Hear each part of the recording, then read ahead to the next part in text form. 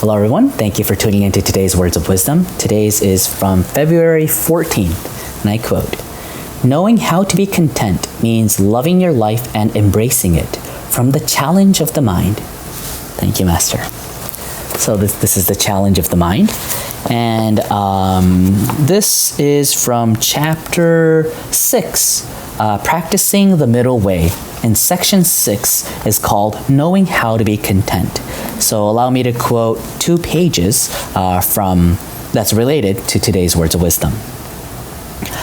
I have said that self-reflection is important. So what is needed? One attitude that is essential is knowing how to be content. While we live in this world on earth, it is not so easy to control our desires and stop them from increasing. We want to get more and more things. We may become arrogant. When we find ourselves in this sort of state, it is a good idea to reflect on ourselves, focusing on how we can be content. I've been allowed to live today. I did not die of starvation.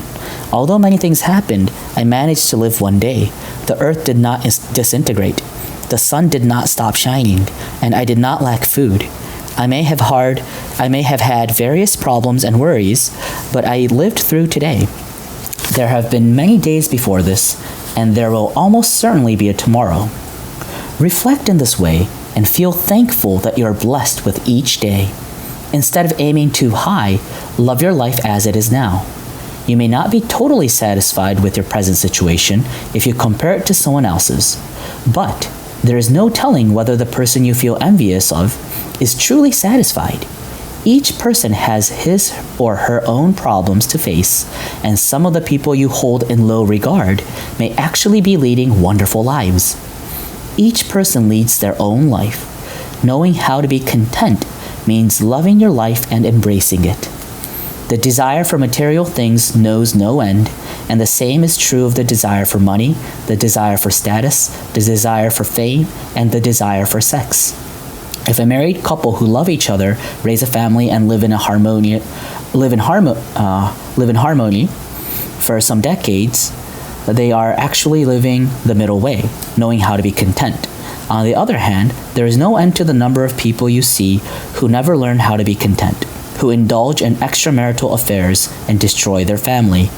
They are well aware of what will happen if they behave in this way, but they are unable to control their desires, and as a result, their family is destroyed.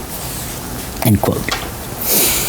So this is a powerful message, again, from Master Okawa, of controlling your desires. And the last sentence that I read, I think, hits home to a lot of us, right? We are all aware of what will happen if we behave in this way, but we're unable to control our desires, and the result, our family is destroyed. So greed is one of the first poisons of the mind that Shakyamuni Buddha taught us to be aware of, and Master Okawa is teaching us that now too in this modern age. And I believe that it's more important in the modern age compared to the time of Shakyamuni Buddha, because there are so many enticing things out there that tickles our desires compared to thousands of years ago. There is better food, there is more things you can do with money, different forms of pleasure that's out there, just these different mesmerizing things that causes us to lead, to stray away from the right path. So then how do we control our desire? One thing is, I think it's really important to know that unless you control it, it will naturally grow. Unless you control deliberately the desire that you gain throughout your daily life, it will naturally grow. So, who does that without any religious discipline in their everyday life? Who's always checking their worldly desires? I don't think many people are. That's why here in Happy Science, we recommend you to do a self-reflection of the 6 poisons of the mind. Have you been too greedy? Have you been asking more than what suits you? Or have you been asking more results than how much effort you've been putting into? Is it balanced? Usually it's not.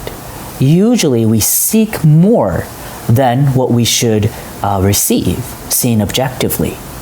See, the scary part about greed is we can't notice it by ourselves, seeing ourselves subjectively, but it's easy to point it out in another person when you see them objectively. So the whole practice of self-reflection is trying to detach your soul from your body and try to see yourself from another person's perspective. Unless you do this fire called greed will burn our life. So let us love the life we've been given. Stop comparing ourselves, as Master said in this quote that I read today. Don't compare yourself with others, but live and be satisfied with your own life. Do the best that you can. That's what you're cut out to do for. And I think that is the path to genuine happiness. And not only that, that is the path of being able to give love to others instead of being so selfish and self-absorbed. You can start looking towards people outside of you, not you, the people outside in the world, not thinking about only yourself. And you can genuinely start practicing giving love. Only when we learn how to be content. That is the end for today's Words of Wisdom. Thank you for joining. Bye-bye.